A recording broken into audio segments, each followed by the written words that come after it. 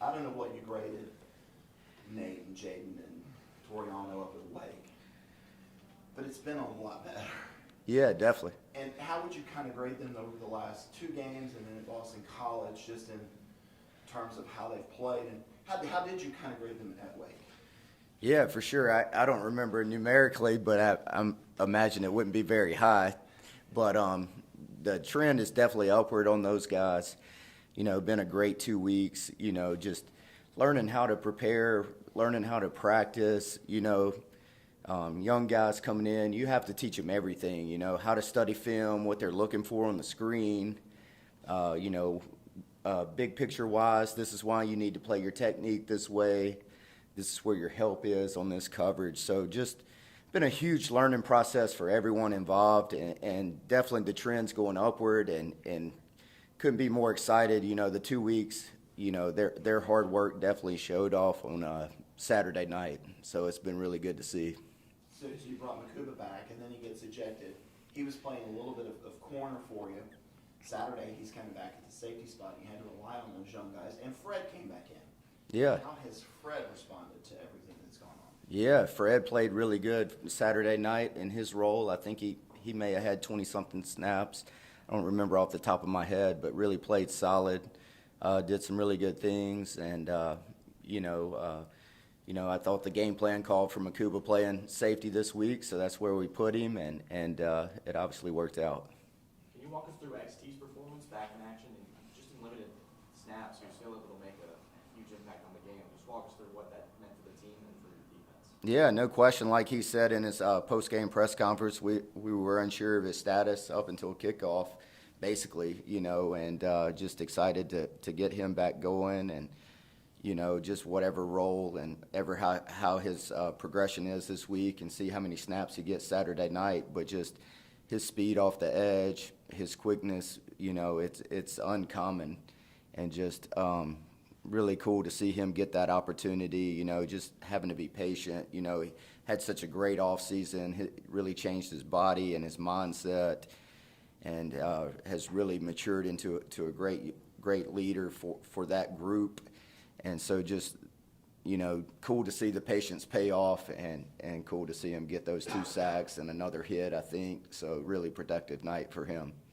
Can you describe your level of confidence now coaching this defense after, this is probably one of the best start to finish defensive performances you guys have had all year long?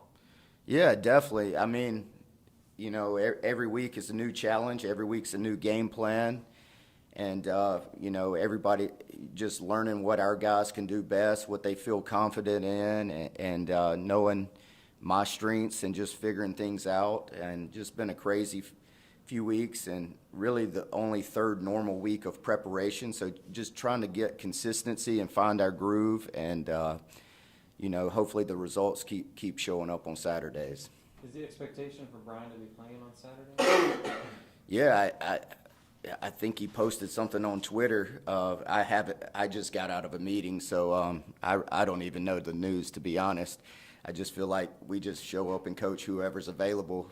Been a crazy few weeks with injuries and guys in and out of the lineups, and whoever's available, we're going to give them our best this week and coach the crap out of them, and let's roll on Saturday.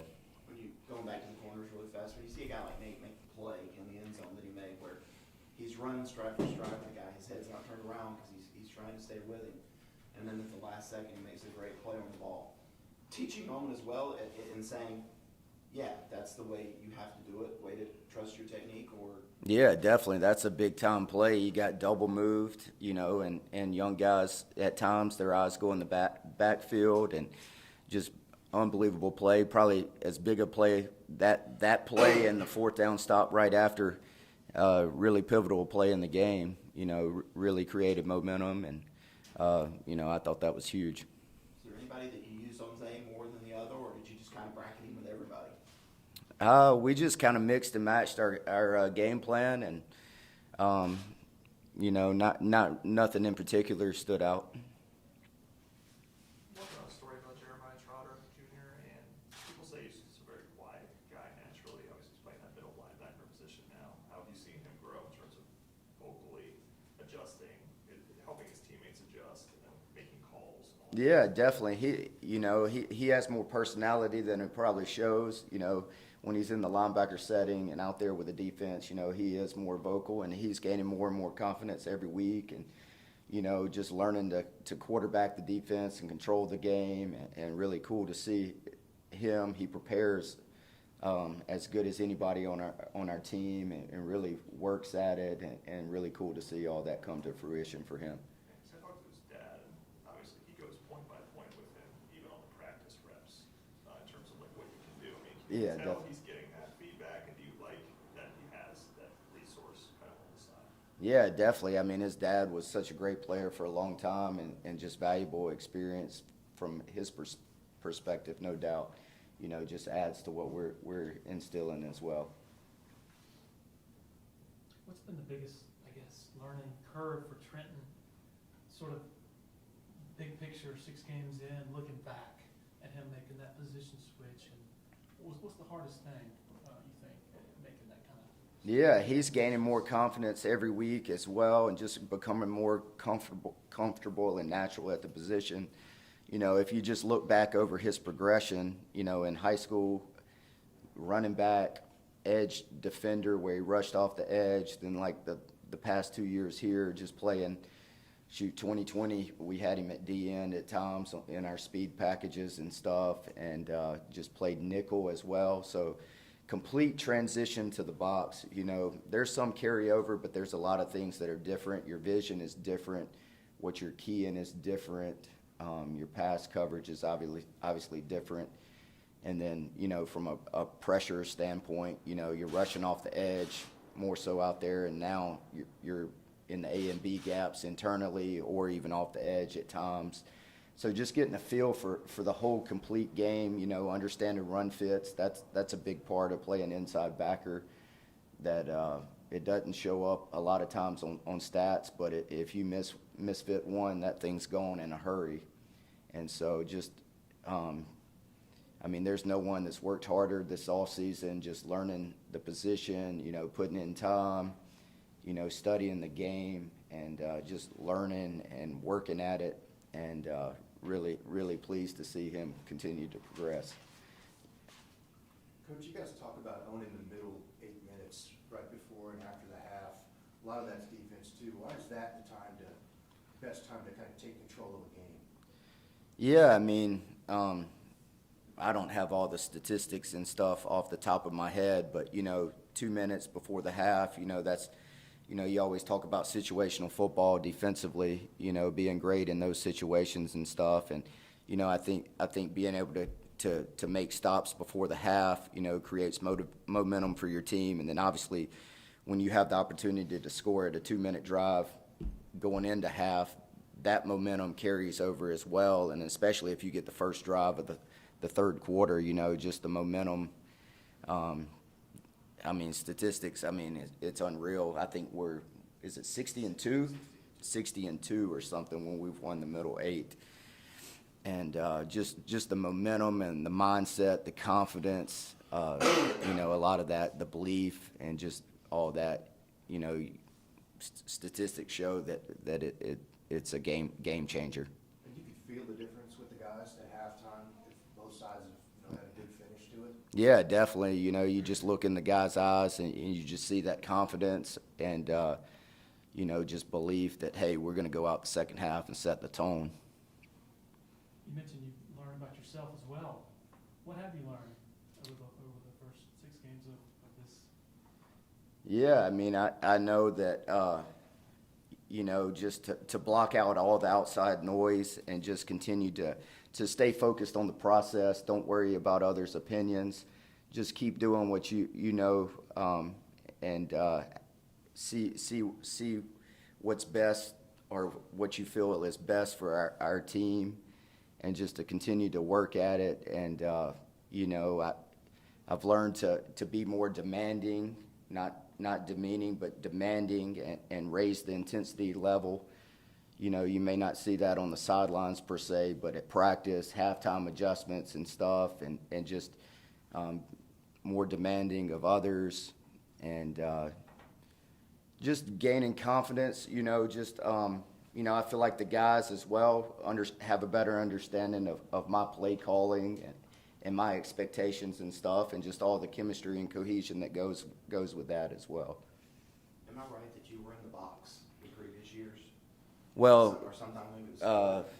yeah, when I was first at Clemson, but whenever I came back, they had that new rule, and my time limit was up, so I was on the sidelines since I got back in 2018 So I was with talking Brent. to a coach one time, and he said sometimes that when you move into that play calling role, it's getting used to the chaos that's around you down there. Was that any kind of, because you've been on the sidelines, was that any kind of transition for you? Or you just, Nah, not at all. Yeah. You know, you have those headsets on, and you really block out the noise and outside world, and you're just kind of focused on the task at hand. So what do you hear from Mickey? He's down a distance, their formation. What's he feeding to you? Yeah, offensive personnel, like thoughts, just as much information as he can give me. And, you know, I'm looking as well how they're lining up, what the tempo is, that sort of thing, just getting a feel for, hey, where's a certain guy lining up in the formation, and just trying to make mental notes. And you just get a feel for, hey, this is a shot down. You can just sense the tempo, or hey, this looks like pass, this looks like run and stuff. I think you just get a real good feel for it at times as well.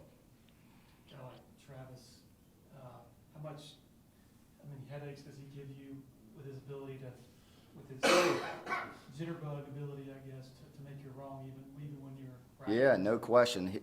It'll be a huge challenge this week. You know, obviously his ability to extend plays and him being a major factor in the run game for them. And just, you know, he's gained experience, you know, growing more as a passer as well. So just be a huge, tremendous challenge, and got to do a great job with scramble lanes and zone drops underneath. We got to have vision so we can come up and tackle as well. Trey Williams is a guy who's been in and out with injuries. I mean, when he is healthy and playing at his top level, I mean, is there anything in particular that he does add to the defense? Oh, no question about it. You know, he's very hard to block. You know, he's quick twitch. He can move. He plays with great pad level and just really strong at the point of attack. So he adds a lot of value to our defense when he's in there. Any questions for Coach from Zoo? Hey, Coach Goodwin, this is Anna Adams with Clemson 24/7. Coach Sweeney mentioned last night that guys in the back end are getting hands on balls, but maybe the next step would be coming down with that interception or picking it off. How do you emphasize that going forward, kind of taking that next step? Yeah, I mean, we emphasize that every day in practice, you know, going against the scout team, and just playing the ball in the air. You know, we emphasize it in fundamentals. You know, you do down the field drills with DBs where they're breaking up passes or playing the ball in the air. So just continue to harp on the basics, and, you know, at the end of the day, they just got to finish on the ball. Anyone else for Coach? You talk about the balance between being demanding, not demeaning. I mean, how do you figure out that I have to demand more, and how do you find that line between the two so it's not demeaning, it's more demanding? Yeah, demanding. You're trying to get them to raise the level of play, attention to detail, the focus, the intensity, all that. Where demeaning, you're attacking the person versus the process or the action. So just, you know, coach them hard, love them even harder. You know, so just demanding, do it right. Coach, do the defensive backs still do the drill with they're wearing boxing gloves? You guys still do that? Yeah, we use that during one-on-ones against the offense just to keep from, you know, grabbing, you know, just stress moving the feet, and play a man technique with your feet. Florida State.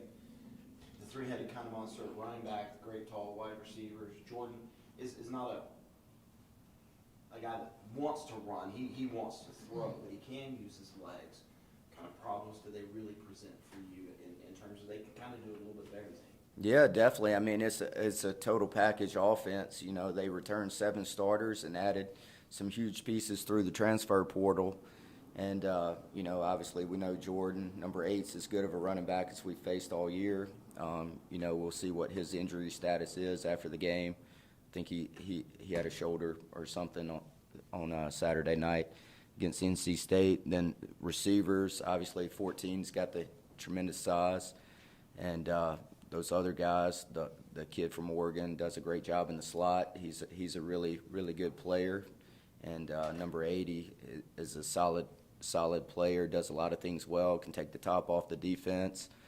You know, McDonald at tight end, he's very savvy, really experienced, has played a lot of ball. And then up front, you know, there I think 3 starters, the transfer from South Carolina, another transfer at guard.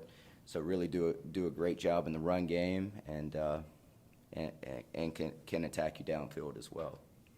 Currently sit second nationally in run defense. What's kind of worked for you guys? Is it because teams are attacking through the air so much because they sense that's where to go, or do you think, yeah, we've actually played it really well when it's been? Yeah, I mean, obviously we've done a lot of good things in the run game up front. I think our longest run has been the 25-yard scramble against Hartman and Wake Forest. Other than that, like it's 10 or 11 yards, I think is the longest maybe, or 12 or something. But yeah, just, you know, you talk about being a physical defense, you know, making teams one-dimensional, you know, eliminate the run game, and then, you know, on the flip side of that, we've been so great against the run. We're almost to the top of most passes defended on the year. I think we moved up a few more ranks, so maybe we're like 4th or something. But just got to continue to limit explosive passes. You know, I look at yards per attempt more so as a judge versus yards per game. You know, that's a true judge, I think, because you know, our pass defense we're in the 90s, but yards per attempt we're more in the 30s, I think. So that's more of a true judge of really how you're doing versus the run or pass. Did you bring more pressure than normal Saturday night? Yeah, I think so. So I was looking at that yesterday. Maybe I don't know what the percentage was, but I felt like I was pressuring just about every snap. When you go into a game missing what you were on the back end, do you have to sort of swallow hard going, we better get home? Not necessarily. It depends on the coverage that you're playing behind it, and not necessarily putting them in a stressful situation as well. All right, thank you, Coach. Appreciate it.